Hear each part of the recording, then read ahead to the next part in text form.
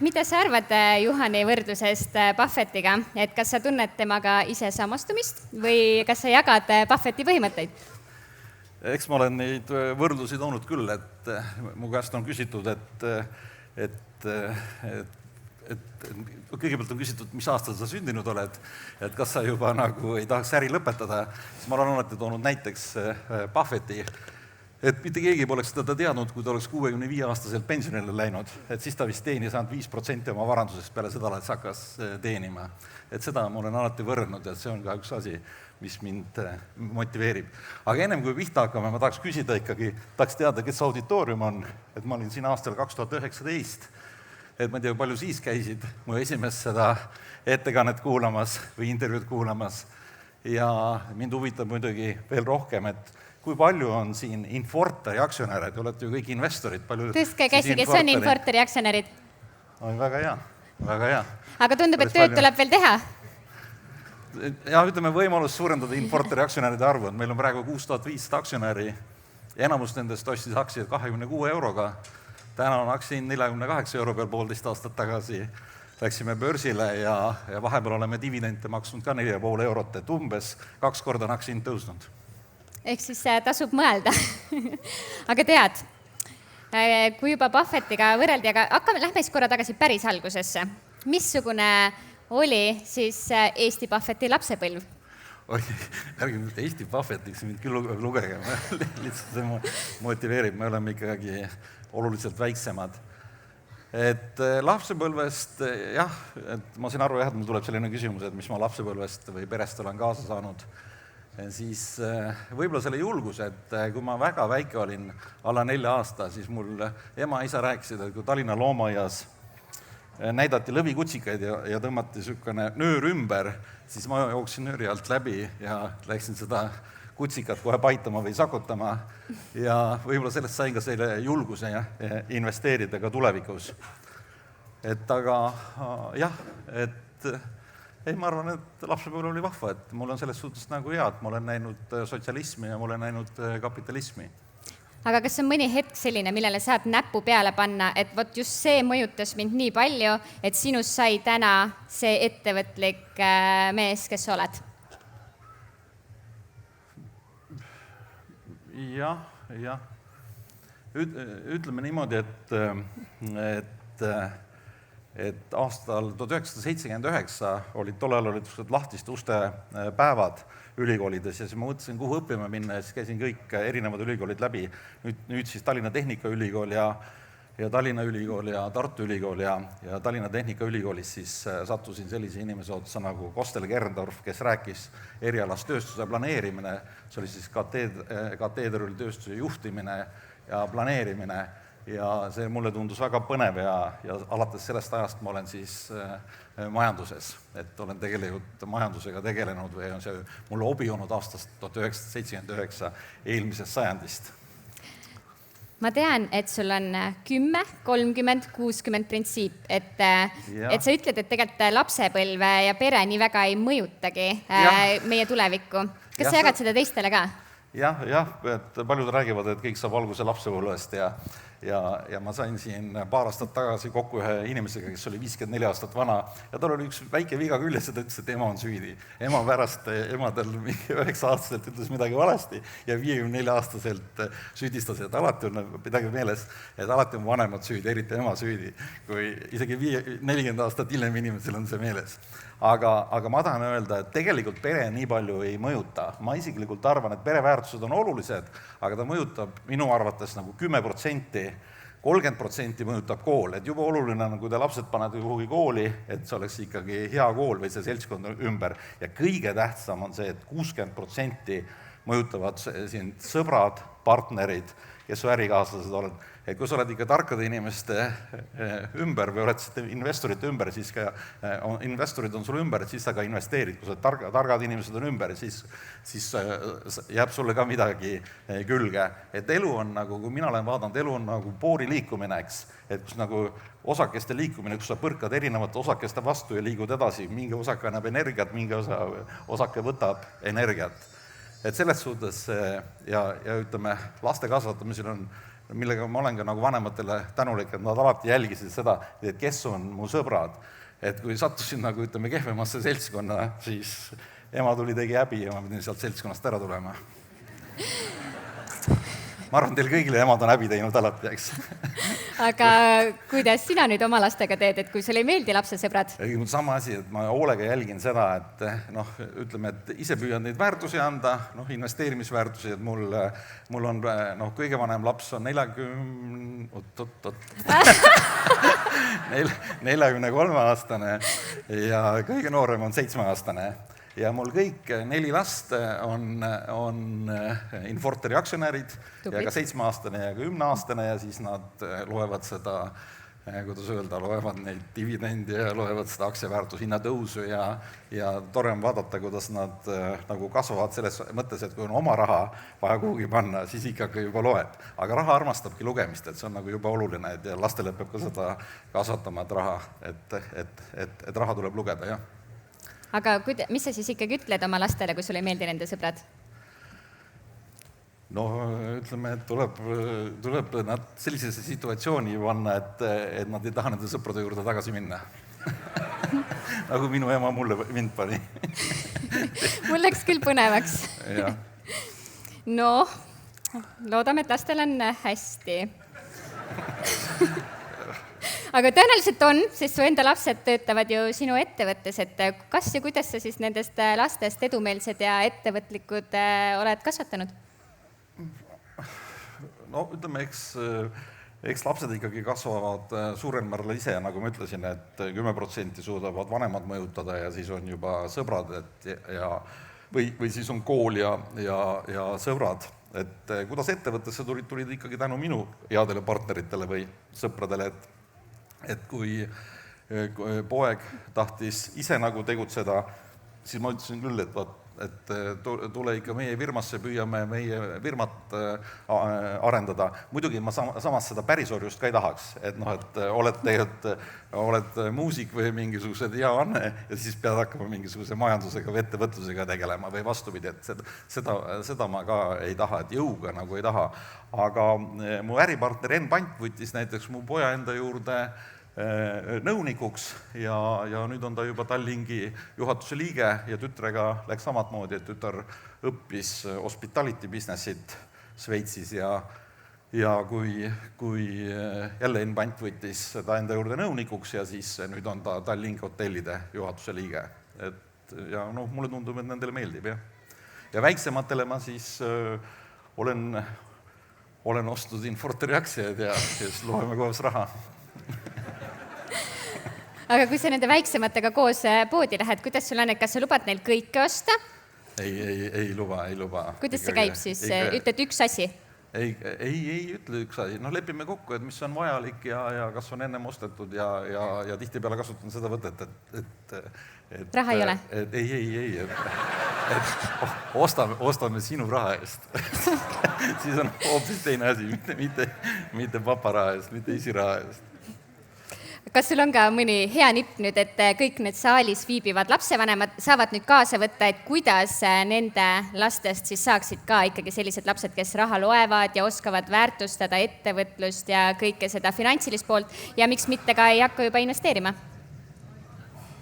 No nagu ma juba rõhutan, et tal peab olema oma mingid aktsiad, tal peab olema mingi oma raha, hea oleks, kui ta ikkagi, kui ka saabki taskuraha, siis sellest osa säästab või investeerib ja ta hakkab hoopis teistmoodi seda lugema. Mina nüüd tänapäeval on tihtipeale, või mõnikord on nagu sularaha vaja ja seda sularaha kusagil ei ole, siis ma ikkagi oma poja käest tihtipeale laenan see 10 eurosed ja 20 eurosed, siis ta tahab juba intressiga tagasi saada. Aga õnneta siin ei olnud, et oleks 25% kuulnud seda intressi. Ma räägin ikka 2 ja 3 ja 4. Eelnev ettekandja rääkis 25%, aga väga hea ettekanne oli, et väga tublilt rääkis, jah. Suutis selle ära ka maksta, kui ma hakkaks oma pojale 25% maksma, ma arvan, et ellu ei jää. Läheks keeruliseks, jah? Ja. Aga kui 25% maksaksid intressi, kas siis saaks Eesti esimeseks erakapitalil põhinevaks miljardi ettevõtte omanikuks? Et kui maksaksid 25% intressi investeeringuid tehes või laenu võttes, et kas siis saaks? Meil ju Inforteri aktsia 1,5 aastaga tõusis peaaegu 100%, eks, koos dividendidega, et mis ta siis 1,5 aastaga, see on ju veel kõrgem kui 25%, eks. Et selles suhtes, et jah, ei, meil praegu ütleme, teenistus hea olnud. Aga mis sa arvad, et missugused sinu enda omadused või harjumused või põhimõtted on siis sinust teinud täna selle, kes sa oled, et ikkagi Infortar on ju miljardi ettevõtte omanik ja isegi mitte ainult 1 miljard, vaid mitu? Ei, praegu oleme me 1 miljardi juures ja on meie väärtus, et meie varad on 2,7 miljardit, meie käive on ligikaudu alla 2 miljardi natuke, me oma kapital on 1,2 miljardit, turuväärtus ligikaudu 1 miljard. Meie eelmise aasta kasum oli 195 miljonit, et selles suhtes on okei. Võib rahul olla?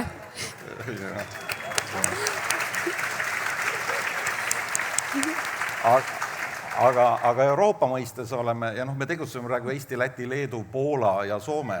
Euroopa mõistes me oleme ikkagi keskmise suurusega ettevõte, mitte suurettevõte. Eestis üks suurimaid ettevõtteid, kui mitte kõige suurem, ja Euroopa mõistes keskmine, et me peaksime käibe saama veel üle 2 miljardi, siis me läksime suurettevõtete liigasse.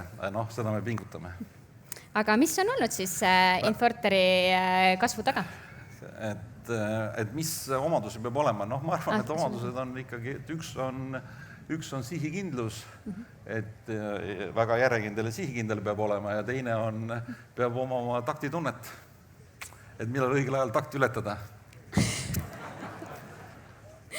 Et mitte alla jääda, vaid ületada. Siia tuli, siis ma mõtlesin kogu aeg, et kui palju siin on Infortari aktsionärid, siis ma panen midagi selga või ei pane.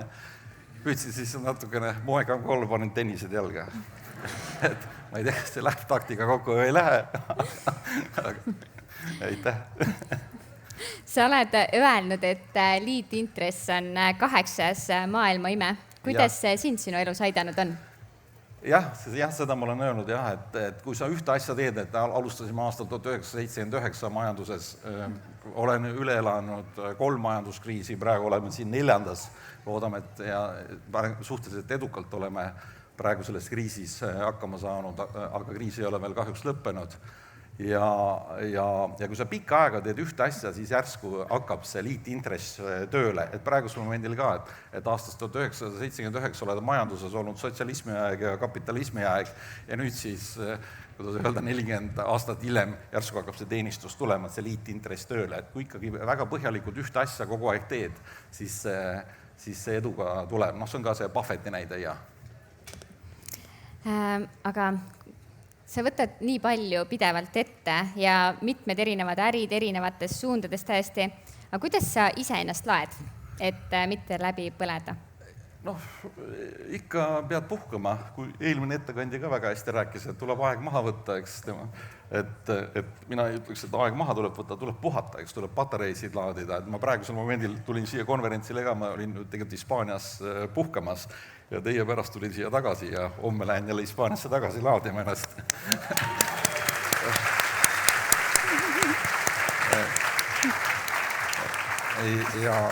Ja ma arvan, et perega koos puhkamine, lastega koos puhkamine, et siin on hoopis teistsugused pinged, ega pere juhtimine, see on nagu ettevõtte juhtimine, ega täpselt ei tea, kes see direktor on, eks.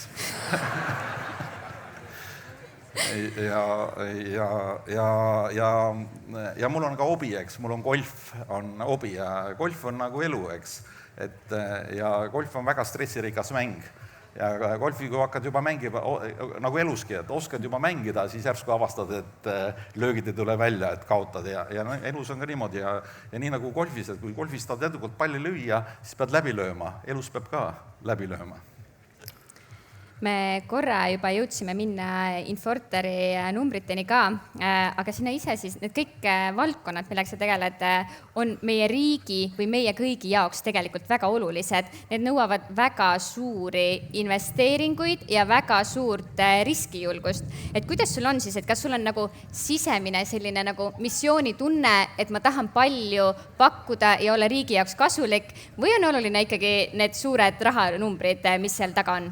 No kuna ma ettevõtlusega tegelen või majandusega tegelen, siis see on nagu mingil määral nagu sport, et kui hüppad kaugusteks, mõõdad oma tulemust sentimeetristes, hüppad kõrgust, mõõdad sentimeetritest, jooksed 100 meetrit sekundites ja samamoodi majanduses, kui tahad olla edukas, siis kõige parem on lugeda seda rahas.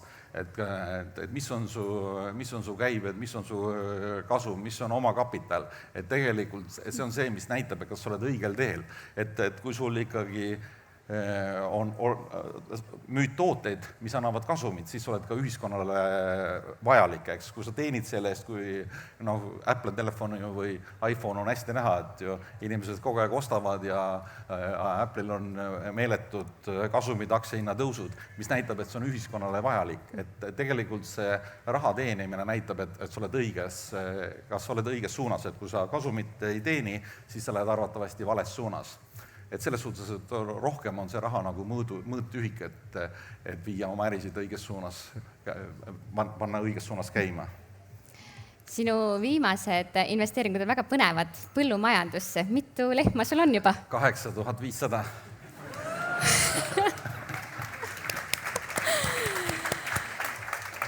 Miks selline suund?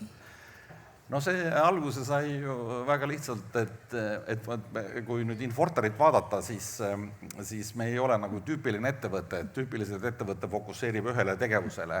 Meie läksime kohe sellele printsiibile, et munad hoida erinevates korvides, et elada neid kriise üle. Et esimene on siis meil merelaevandus, teine on energia, kolmas on kinnisvara ja siis tulevad siin ehitused ja muud asjad juurde. Ja energiabusinessis me müüme gaasi ja meil on vaja ise toota ja meil oli vaja, kuidas öelda, piisavalt sõnikut, et sellest metaani, biogaasi toota. Ja samas biogaasi saaks ka Tallingi laevadele anda või müüa ja kõigil kasulik. Aga nüüd selleks, et biogaasi toota, sul peab olema kontroll, et selle põllumajandusettevõtte üle, sellepärast, et teed seal biogaasijaama ja mingi aja pärast sõnikut enam ei saa. Mis teed, paned selle investeeringu kinni? No, hakkasime siis, tegime praegusel momendil 2 või 3 jaama, koos Alexelega oleme valmis teinud, nüüd Alingas, kui hakkasime Alingasse ehitama, nurgakivi on pandud, siis enne me ostsime 51% juba või Eesti ühest suurimast piimavarmist, ostsime 51% ja mis oli nagu tore, et see piimatootmine hakkas meile ju väga head kasumit tootma, et meil tegelikult arvestasime, et me teenime energia pealt, aga oli nagu kirss tordil ja piima hind tõusis 23% viimasel aastal. Kunagi oli ta 130 eurot tonn, täna on ta 536 eurot tonn. Ja me näeme, vaadates, kuidas Euroopa Liit nagu põllumajandust juhib, siis tundub, et meie hinnad tõusevad. Et oli hea investeering? Jah, oli hea ja me jätkame ja tegelikult me vaatasime ka samasugused firmasid Saksamaal ja nemad olid ka ostnud tegelikult need põllumajandusettevõtetes suure osaluse 51% ja siis toodavad gaasi. Ja ma loodan, et kunagi Euroopa Liit ikkagi see kapitali vaba liikumine ja toodete vaba liikumine läheb niimoodi käima nagu Ameerika Ühendriikides, et praegusel momendil on ta veel killustatud, igasugused piiritõkked vahel, aga mingi hetkel need kaovad ära, et sellega, ma arvan, meie efektiivsus ainult tõuseb. Üks väga oluline küsimus, kas sa offi soovid? Kas ma? Offi, nagu säästetõrjevahendit? Ma ei tea, võib-olla närvidest siin. Ma just enne ütlesin, et mul ei ole nagu midagi võita, midagi kaotada, eks, aga ikka oled kuidagi rambi palavik siin. Ikka närveerid. Aga kas sa ka väljaspool ettevõtlust investeerid ka nagu eraisikuna? No, väga vähe, et olen investeerinud kõikvõimalikud uued need börsidebüüdid, mis siin on. et oleme siin Enefit Green ja Tallinna Sadamasse ja nii edasi, et kui nii palju, kui oleme selle aktsiaid saanud ja olen siis neid hoidnud ja müünud või dividende võtnud, et ei ole väga aktiivne. Et minu nagu see printsiip on see, et sa pead seda äri tundma, kuhu sa investeerid. Et ma kunagi vanema pojaga koos Interactive Brokerage'is hakkasime nagu raha teenima, just seesamad püüdsid nagu kasvatada ka ja ise ka targemaks saada ja siis panime $100,000 või 100,000 eurot, ma ei mäleta täpselt, eks, ja siis hullult aktiivselt seal tegutsesime ja saime kogu aeg sisse ja siis lõid käega ja siis mingi 2 aasta pärast avasime, 60% tõusnud, 160,000 müüsime ruttu maha ja lõpetasime ära. Et sellest see moraal, et ei tohi väga aktiivselt või väga kiiresti nagu tõmmelda investeerimisturul. Aga väga raske oli ennustada olukordasid, siis vaatasime, mäletan, mingi päikesepaneelide ettevõtted olid Hiina omad ja olid vist New Yorgi börsil noteeritud ja jube hästi läks, mõtlesin, et roheline tulevik ja nii edasi. See Ameerika Ühendriigid panid mingid hullud maksud selge, Euroopa Liit pani ka tollimaksud peale ja oligi kogu lugu, firmad läksid pankrotti ja me tegelikult raha kaotasime, aga ma ütlen, lõppkokkuvõttes tulime 60% välja. Aga siis ma näitasingi see, et sa pead seda keskkonda tundma, sa pead need inimesi tundma, kes seal juhivad, seda keskkonda tundma ja näha, kuidas exitit teha ja aru saada sellest mootorist, kuidas see raha seal tekib. Mis on olnud sinu elu kõige halvem investeering? Ütlen, et ma olen golfimängija, ma halbasid lööke meelde ei jäta. Aga mis kripeldame jäi, kui aus olla ja mida N-bandiga, oma äripartneriga kogu aeg räägime, on Estonian Air. Et me aastal 2006 tegime Estonian Airi kohta, tegime due diligence'i ja uurisime, oli väga tugev firma ja siis SAS ei müünud, SAS oli vist siis põhiosanik või omanik seal ja nemad ei müünud ja siis 2015 tegime või 2014 tegime juba analüüsi, siis me tahtsime ainult €1, eks. Et siis 2006 me ikkagi olime nõus päris suurt summat maksma ja seal oli päris palju ettevõtteid või niisuguseid osakondasi, millest hiljem kasvasid päris tugevad ettevõtted välja. Et tegelikult seal potentsiaali oli. 2015 ma ei oska öelda, kas oli nüüd õnn või õnnetus, et me seda Estonian Airi saanud €1 eest. Täna ta on, ütleme, ära kadunud. N-Bant arvab kindlalt, et ma oleks hakkama saanud. Ma võib-olla natuke kahtlen, aga ütleme kuidagi südamele ikka jäänud, et võib-olla oleks olnud ikkagi hea kätte saada ja vaadata, kas oleks hakkama saanud või mitte. 10 aastat on pikk aeg, et koormat kanda. Jah, aga ütleme, et nii palju teisi ärisid on juurde tulnud, eks, ja need mahud on kasvanud juba väga tõsiselt. Aga mida sa pead enda kõige paremaks investeeringuks, millest võib-olla kõik siin saalis eeskujuks võtta? See on väga lihtne, see Infortari börsile viimine, eks. Et kui me aastal 2021, või tegelikult oli aasta 2019 seesama investeerimisfestival, kui keegi küsis, et kas te viite Infortari börsile, ma ütlesin, et ei vii. Sa olid täiesti kindel, et ei vii? Ei vii. Aga oleme dialektikud, ma olen õppinud sotsialismi poliitökonoomiat ja kapitalismi poliitökonoomiat ja teaduslikku kommunismi ja dialektilist materialismi, et 2019 oli ei, 2021 vaatasime, et oli väga hea idee. Ja alustasime 2021 pihta ja olime juba kõik valmis ja tegime juba 2022 alguses presentatsioone, kohtusime suurte fondidega, mingi peaaegu 40 fondi, kellega kohtusime ja siis ma mäletan, üks fond küsis, et kui Gazprom teil enam gaasi ei müü, et mis siis saab, eks, võimatu sündmus, Gazprom, tead, kõik on jube hea hariduse saanud seal ja olidki seal Londonis ja Amsterdamis ja nii edasi, sõidavad eralennukutega kohale ja keegi ei loobu sellest asjast, et mingit jama ei tule. Ja siis 24 veebruar algas sõda. Siis need fondid helistasid meile, et nad tahaksid meiega uuesti rääkida. Me ütlesime, et me ei taha teile rääkida. Ja siis me olime kuu aega ikkagi, olime hullus hädas, ja kuu aega suutsime siis hakata mujalt gaasi ostma. Gaasi hind läks juba meeletult kõrgeks, et üks laevatäis gaasi maksis 300 miljonit eurot, meil seda raha kuskilt võtta ei ole, pangad andsid meile laenu, et selles suhtes tuleb Eesti pankadele või Eestis asuvatele pankadele au anda laenu 300 miljonit eurot, üks laevatäis veeldatud gaasi, miinus 163 kraadi, mis kogu aeg soeneb, mis võib vastu taevast minna, see oli ka tagatiseks. et selles mõttes olid nad väga tublid, et võtsid niisuguse vastutuse või oli nendel julgus võtta vastutust ja meil oli julgus siis seda ära teha ja siis me hakkasime ju siin Soomet varustama, Eestit, Lätit, Leedut, teised ei julgenud seda keegi teha. Et olime Soomes, me olime mingi ajahetkel ainukesed maaletoojad, gaasimaaletoojad. Et selles suhtes oli väga võimas ja siis me püüdsime, kui see 22 läbi sai, siis me vaatasime, et nüüd juba kõik süsteem töötab, et läheme nüüd uuesti börsile. 2023 kevadel tegime kõik materjalid valmis, maksime advokaatidele mingi hullu raha, siis maksime nendele audiitoritele kõikidele, olime maikuus valmis, alustasime seda PR-kampaaniat, tegime mingi uuringu ja selgus, et investorid ja Eesti inimesed aktsiaseltsist Infortarid ja õieti mitte midagi. Tallinkist teate, aga Infortarist mitte midagi. Et siis hakkasime PR-kampaaniat tegema, olin juba esimeses stuudios, rääkisin, et kui kõvad mehed me oleme ja siis samaaegselt nägime, et Gaso Lätis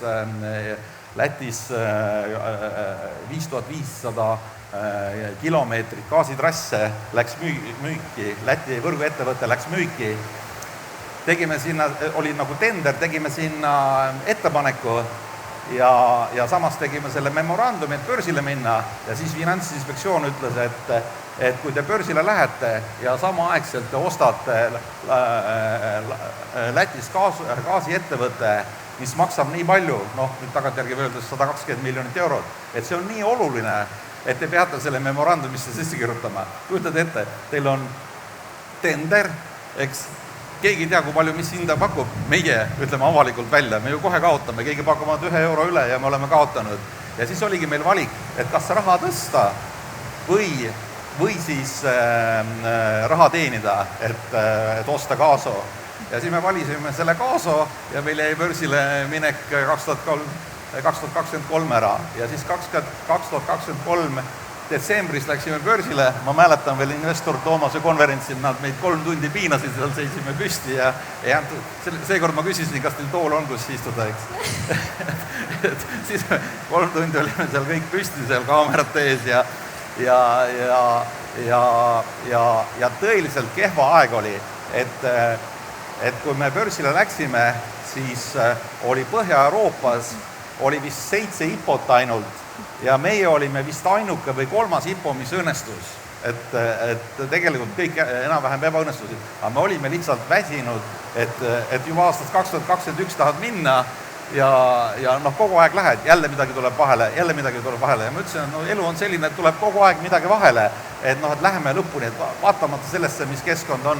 Ja alguses oli muidugi väga raske, et mul oli üks lääne investor, ütles, et ära tee seda green shoot, et kus sa annad ju pankadele, laenad aktsiaid, et nad hoiaksid sul seda aktsia hinda üleval.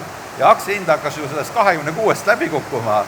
Ja siis ma mõtlesin, et okei, ma tahan ka osta, aga siis ma ootan ära, millal pankade toetus ära kaob. Nagu pankade toetus ära kadus, nii aktsia hind läks hoopis üles. Et sellest ma ei saa siiamaani aru, kuidas see oli nagu võimalik ja selles suhtes ma arvan, et see oli nagu parim investeering meil või ütleme, mu elu nagu parim investeering oli Infortari börsile viimine. Väga tormiselt said rääkida seda, et torm läks üles, kuulsite ka kaugele või ei kuulnud? Aga missugused on siis sinu enda personaalsed investeerimispõhimõtted ja mitte võib-olla ainult nagu erainvestorina, vaid ka suurinvestorina, et mida sa alati mõtled, et mis tingimused peavad olema täidetud, et Ain Hanschmidt on nõus investeeringu tegema? No ütleme, et ma isiklikult pean aru saama, et kuidas see äri nagu raha teenib, eks. Et seesama põllumajanduses ma olen 4 aastat töötanud, olin sõpruse näidiskoloosis pearaamatupidaja, tean täpselt, kuidas lehmade pealt raha teenida, eks. Muisas veel hea nali oli see, et mingi aastal 2011, ma olin sõpruse koloosis pearaamatupidaja 1984–88 ja aastal 2011 sõitsin autoga ja mingi politseinik pidas mind kinni ja siis ütles, et võid edasi minna. Ma küsisin, kuidas siis niimoodi, et midagi ei kontrolgi või? Nad ütlesid, et ära Hanschmidt, te võite edasi minna. Ma ütlesin, kuidas niimoodi, et midagi ei kontrolligi ja kuidas te mind teate? Aga kes siis sõpruse koloosi pearaamatupidajad ja ise olin nagu ühispanga juhatuse esimees olnud ja ei tea kes, et sellest ajast, et esimene asi, et sa pead seda nagu seda ärimootorist aru saama, et kuidas tekib kasum, kuidas raha teenitakse, et see on nagu oluline punkt. Teine oluline punkt on exiti võimalus, et kuidas teha exitit, et sa saad nagu, et sa saaksid sellest ärist välja minna. Et see on eriti nagu oluline minu arust nagu iduettevõtete juures, et kui teed start-upi, siis pead tingimata mõtlema seda, kuidas on sealt sellest võimalik välja minna või mis on siis see plaan, nagu eelesineja rääkis, et paberi peal joonistavad plaani, et kes on need potentsiaalsed ostjad või et see exiti pool, ega Infortari börsile viimine ei olnudki meil nii, kõige tähtsam ei olnud meil raha tõstmine, kuna meil raha iseenesest on piisavalt ja on ka praegusel momendil arvete peal mingi 150 miljonit, aga meil oli oluline, et olla avalik ettevõte, et me saaksime minna teistesse riikidesse, me ei pea selgitama, et me ei kasuta lapstööjõudu ja nii edasi ja meil näiteks Poola minekuga oli nagu selles suhtes väga lihtne oli Poolast firmat osta, kuna juba kõik teadsid, kes me oleme, vaatasid lihtsalt Nasdaqi börsile ja kõigil oli selge. Et selles suhtes on see mootor, exit ja kolmas on muidugi inimesed, eks, et see juhtkond, kes seal töötab, et kui head nad on ja need on need 3 printsiipi ja kui sa sellest nagu aru saad, siis on nagu okei seda äri teha, no aga ikkagi tihtipeale eksime, eks. No ma siis Infortari aktsionäride eest küsin, et kui head inimesed sul tööl on siis? Ma arvan, et väga head, et meil on see meeskond väga põnev, et mul elu unistus oligi kunagi, kui ma käisin Venemaal Sankt-Peterburis SEB-le panka ostmas, siis ma käisin, tal oli 40 panka, käisin mingi 10 tükki läbi ja siis ühte panka avastasin, et nad olid jube huvitavalt selle grupi teinud, et väga väike seltskond, et hästi raske on nagu juhtida, meil on circa 6000 inimest, et hästi raske on juhtida sealt 1500 või 6000, et mul nagu unistus oli see, et oleks niisugune 30-40 liikmeline meeskond, aga samas äri oleks suur. Et Infortoriga me olemegi läinud, et Infortor on nagu niisugune tuumik, 30 inimest, kus on siis finantsid, juriidiline pool, analüüsi pool ja siis acquisition või ülevõtmised, et oleme niisugune kompaktne ja püüame saada tagasisidet ja siis on all palju erinevaid ettevõtteid ja palju erinevaid, nagu ma ütlesin, sellepärast, et ei oleks munad ühes korvis. Lisaks enda ettevõtetele muretsed sa väga ka Eesti majanduse pärast ja et oled ka värske Eesti Tööandjate Keskliidu või puhkelt öelda isegi president või? Volikogu esimees ja president, et mis sa arvad, mis seisus hetkel Eesti majandus on ja mida paremaks saaks teha? No ütleme väga raskes seisus, et tegelikult on ju uskumatu, et meil on mingi üle 3 aasta olnud juba majanduslangus ja meid imbutab inflatsioon. Et tegelikult ma olen seda juba vist mitu korda kirjutanud ka, et see, et majanduslangus nii väiksel riigil on nagu arulage, et siin on igal juhul vaja mingisugust pikka plaani, et tegelikkuses, et millal nagu Eestil läks väga hästi, oli aastat 1991 kuni 2014, ütleme kuni aastani 2011, aga nihkega kuni 2014 läks väga hästi, sellepärast oli väga selge pikk plaan, taheti ühineda Euroopa Liiduga, taheti ühineda NATO-ga, taheti ühineda eurosooniga, et tuleks euro, 2011 euro tuli, Euroopa Liit, NATO tulid 2002 ja kutsed ja 2004 ja siis oli väga selge, väga range finantspoliitika, et 1 euro või 1 Saksa mark oli 8 eurot, eelarve ei tohtinud tasakaalust väljas olla, väga vaba majanduspoliitika, meil ei olnud mingit tolle, meil ei olnud mingit protektsionismi, tehtud vahet kas oma ettevõtte või lääne ettevõtte ja orienteeritus Euroopa Liidu seadusandlusele. Peale seda hakati rääkima peenälestumisest 2014. Tegelikult me peaksime võtma endale uue eesmärgi saada nagu 3A riigiks. Et kui me oleme 3A riik, siis on meil kapitaliturud kõik korras, siis on meil laenuintressid madalad, meie julgeolek ja kõik asjad, et sa pead nagu selle nagu pikema eesmärgi võtma. praegusel momendil ongi probleem see, et inflatsioon, eks 5% inflatsioon on naurulage, kui majandus on languses. Ja miks inflatsioon on tekkinud, on sellepärast, et 2019 võrreldes aasta 2019 ja 2024, siis majandus nominaalhindades kasvas 40%, no tähendab inflatsiooniga kokku. Majandus tegelikult langes, aga inflatsioon oli nii kõrge, et kasvas 40%, riigieelarve 70%. Riigitöötajate arv, erasektoris töötajate arv väheneb, ametnike arv kasvab. Et kui seda nüüd ekstrapoleerida edasi, siis aastal 2032 on meil ju katastroof. Et tegelikkuses peaks mingi ajahetkel võtma selle, panema riigieelarve seisma. Ja mis on riigieelarve suur häda, on indekseerimine. Kujutad ette, me indekseerime oma palga või töötasud või oma sissetulekud, aga sa ei saa ju, sa ei saa, keegi ei maksa sulle selle indekseerimise järgi, aga riik on otsustanud indekseerida. Ja nüüd ongi, indekseerivad, siis mingi, kas peaaegu mingi 500 miljonit kulusid indekseeritakse, riigieelarve kulud tõusevad, teiselt poolt tulu järgi ei tule ja nüüd on ainuke variant jälle maksusid tõsta. Ja kui sa maksusid tõstad, tekib jälle inflatsioon, aga inflatsiooniindeks on see, mis on nagu riigiametlikele kasulik, kuna selle inflatsiooniindeksi järgi jälle indekseeritakse.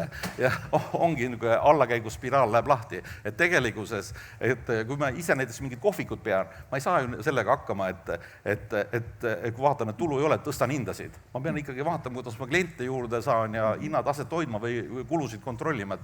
Tegelikult peab riik kõigepealt saama kulud kontrolli alla. Riik ei julge kulusid kontrolli alla võtta, kuna poliitikud kardavad neid ei valita tagasi. Et sellepärast olekski arvatavasti vaja mingi ajahetkel, et tuleks vahepeal spetsialistide valitsus, mitte ettevõtjate valitsus, spetsialistide. Sest ma ettevõtjate valitsust natuke kardan, et vaadates Trump kui ettevõtja on võimule saanud. Aga spetsialistide valitsus, nagu Draghi oli Euroopa Keskpanga president, läks vahepeal Itaaliasse peaministriks, ütles, et ei kandideeri, aga teeb selle musta töö ära. Ja panite tähele, kui Draghi ära läks ja poliitiku tasemele tulid, siis Itaalia majandus kasvas 4%. Et 4% on suurem kui Eesti majandus kõik kokku see kasv. Et keegi peab minema tegema selle, nagu kuidas öelda, kulud kontrolli alla võtma. Ja majandus sai kasvata sellega, et kui sul on kodus laps haige ja tal on palavik, sa ei pane talle koormat rohkem selga, aga meil on vastupidi, meil on kogu majandus on haige ja siis me tõstame maksusid.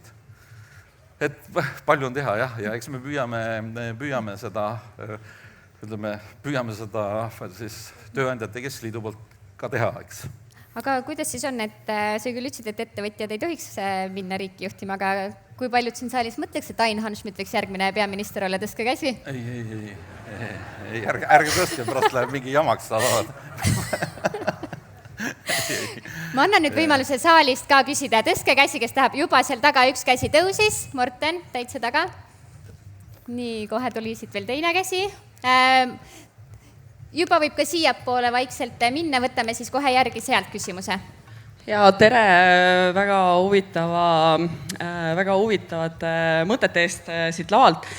Mina olen Linda ja ma tahaksin küsida, olen siin? Seal. Siin, jah. Tahaksin sellist asja küsida, et meie ühiskonnas on rohepööre sõimusõnaga võrreldav. Infortar on olnud Eestis tegelikult üks esimesi börsifirmasid, kes tegi ära selle Euroopa Liidu CSRD kestlikkusaruande. Ja te tegite seda vabatahtlikult, kusjuures 1 aasta ennem, kui tegelikult see kohustus teile peale tuli. Ja te siit lava pealt juba rääkisite ka, et tegelikult biogaasi ettevõtted ja lisaks te kestlikkuse aruannet olen ka lugenud ja seal te olete ka välja toonud, et see gaasinõudlus ajas väheneb, et te peate seal ka mingid uusi, ma saan aru, mingeid ärimudeleid siis välja mõtlema. Mis on teie arvamus sellest kestlikkusaruandlusest? Ja kas te plaanite seda Infortari ka tulevikus teha või mitte, et selles mõttes täna ongi küsimus, et kes need ettevõtted siis jäävad sinna kohuslaseks ja kes mitte? Aitäh! Ja meie jätkame selle kestlikkuse aruandega, et oleme selle suure töö ära teinud, nüüd on oluliselt kergem, ta on juba automatiseeritud ja nii edasi. Ja eks ta on väga mahukas. Ei, ega me kõik tahame ju tegelikult, et meie keskkond oleks puhtam ja maailm armsam, eks. aga küsimus on, mis on meie printsiip, on see, et ta peab olema, see rohepööre peab olema mõistlik, seda ei tohiks teha nagu, kuidas öelda, meie elustandardite langetamise arvelt, eks. Et lähme kiviaega tagasi, et seda ei tohiks teha, sellepärast me näeme ju siin kõrval, riigid tulevad ju meile kohe kallale, kui me, kui vaatad, Euroopa Liit ei lubanud mingitel ajahetkedel, vist Eestis siiamaani ei tohi ju lõhkainet toota, et Euroopa Liidus ei tohtinud ju, kui tegid mingisuguse kaitsetööstusettevõte, siis ükski pank ei võinud sulle laenu anda, ükski investeerimisfond ei tohtinud sinusse investeerida, aga nagu see Fukuyama kirjutas, et ajaloo lõpp, eks, oli aastal 2000, ajaloo lõppu, nagu näete, ei olnud. Tegelikult on täpselt samasugune ajalugu läheb edasi. Et selles suhtes peaks olema see rohepööre peaks olema mõistlik või me just vaatame see, et me ikkagi seal ellu ka jääme. Aga meie selle aruandlusega jätkame, me püüame leida variante, kuidas rohegaasi toota ja kui me nägime, et Eestis me ütleme tavalist gaasi väga müüa ei saa, siis me läksime järgmistele turgudele.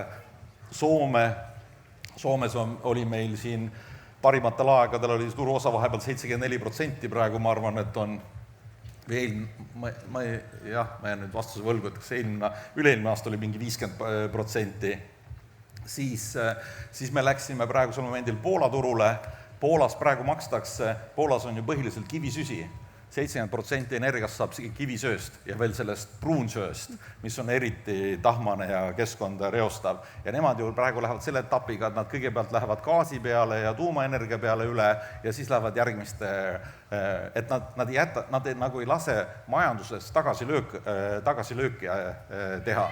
Et see on nagu oluline, et peaks olema nagu, kuidas öelda, jätkusuutlik rohepööre, et mitte iga hinna eest, et unustame ära, eriti meie laiuskraadil, kus ei ole, kus ega praegusel momendil Eestis ka, et ega põhiprobleem on ju, et miks on elektri hind kõrge, on ju tegelikult selle rohepöörde pärast, et unustatakse ära, et kui päike ei paista ja kui tuul ei puhu ja on talvel 31 kraadi, siis me peame ju sooja saama, eks. Et me peame leidma juhitavat energiat ja me selle nimel tegutseme, otsime lahendusi. Võtame siit ühe küsimuse. Teie.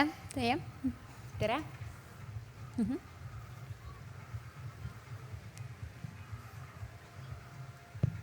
Tere, mina olen Kristina, aitäh väga huvitava vestluse eest. Et minu küsimus on, et kui te peaksite kirjutama juhtimisest raamatu, siis mis oleks selle keskne sõnum või kui ka täna oskate öelda, siis pealkiri? Inimlikkus. Ma ise arvan, et ma ei ole kõige suurepärasem juht, eks, aga ma arvan, et pead olema inimlik ja kuidas sa saad aru, et sa oled inimlik? Et kui sa oma alluvatega käitud, siis mõtled täpselt samat moodi, et kuidas nemad sinuga käituvad, et püüa nendega nii käituda, nagu sina tahaksid, nemad käituksid sinuga. Et ma arvan, see juhtimise põhimõte on inimlikkus, on kõige tähtsam põhimõte. Just see, et kas või samas rohepöördes, et mitte viia nagu, suruda kedagi alla või püüda nagu inimlikult käituda. Ega meie nagu see juhtimisstruktuur on ka väga horisontaalne, et me oleme ikkagi, ütleme, väga palju võrdseid inimesi, eks. Margus. Tere, mul oleks küsimus süke lihtsam, et kas rikkad ka nutavad? Ikka. Mille peale?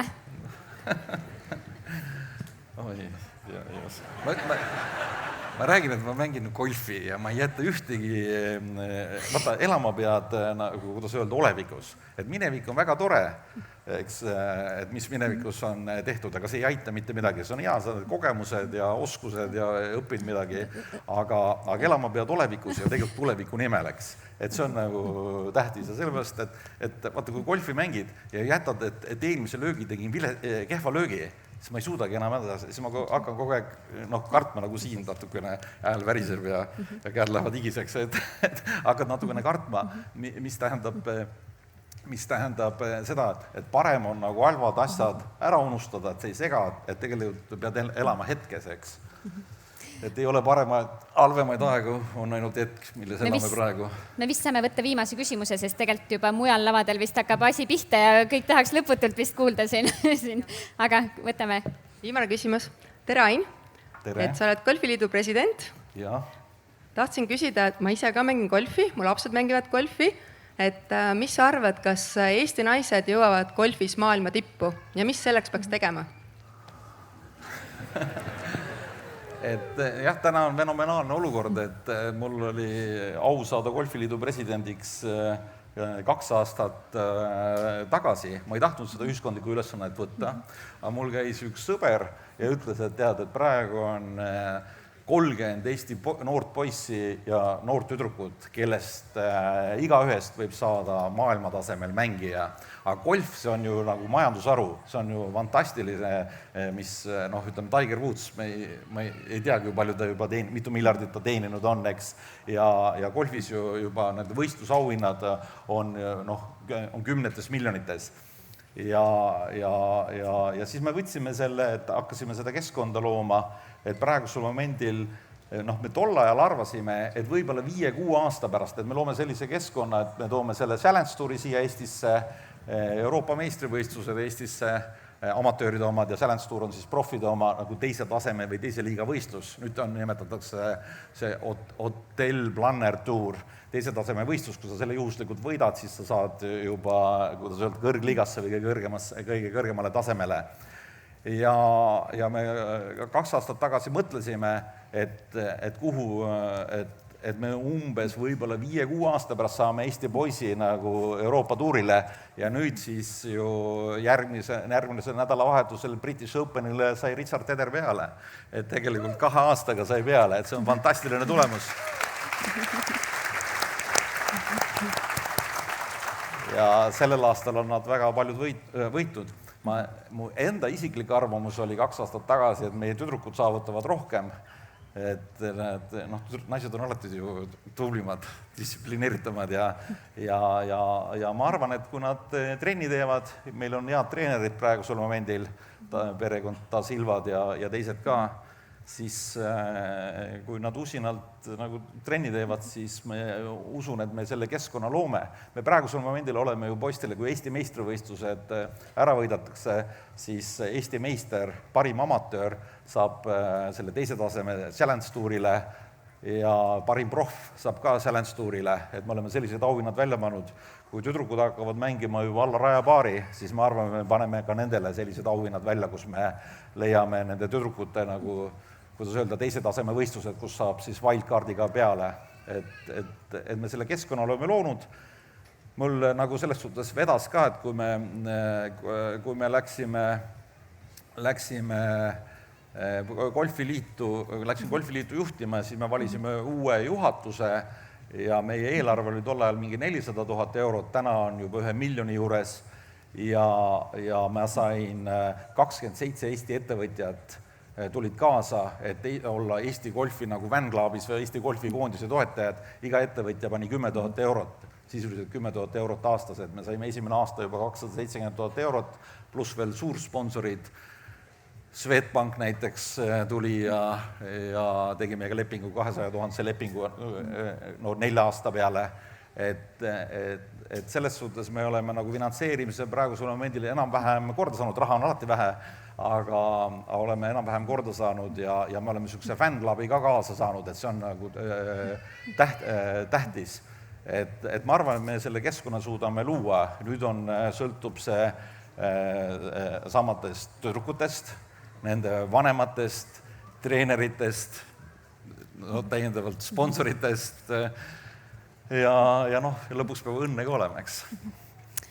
Ain, ma usun, et ma räägin meie kõigi eest, et me oleme meeletult tänulikud ja meil on ülisuur au, et sa enda perepuhkuse Hispaanias 1 päevaks meie pärast katkestasid ja meiega koos seda vestlust siin pead. Ma usun, et see vestlus võiks kesta siin täiesti hommikuni ja ma usun, et neid küsimusi tuleks igalt poolt. Aga siiski ma küsin, mis on see üks küsimus, mida sinult kunagi ei küsita, aga sa tahaksid sellele vastata? jah, kuna Jaana seda varem mulle käest küsis juba, siis ma mõtlesin, et vaata...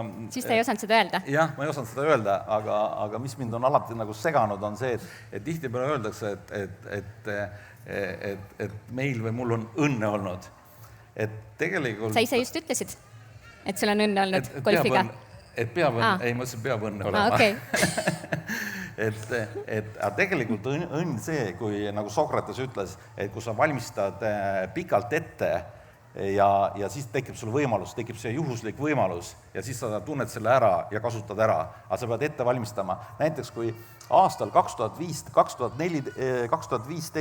või 2016 me ostsime Eesti Gaasi ja siis ma olin jube rõõmus, läksin kekseldes ühte panka ja rääkisin, et meil siin Tallink ja nüüd me hakkame energiaäri tegema, ostsime Eesti Gaasi ja siis see pangategelane, pankur vaatas mulle otsa ja ütles, et Ain, miks sa selle ostsid?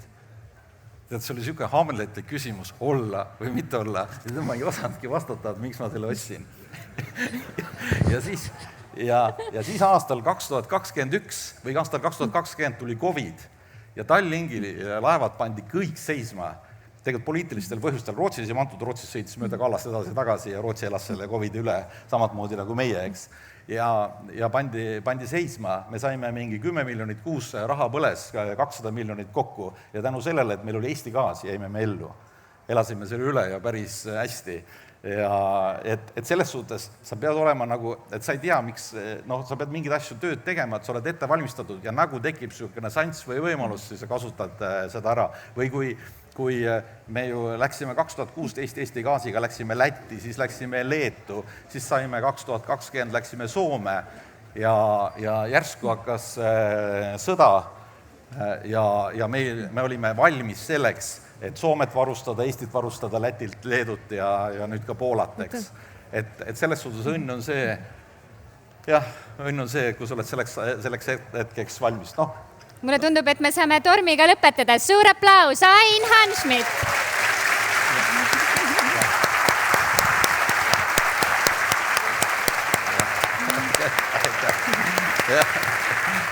Aitäh!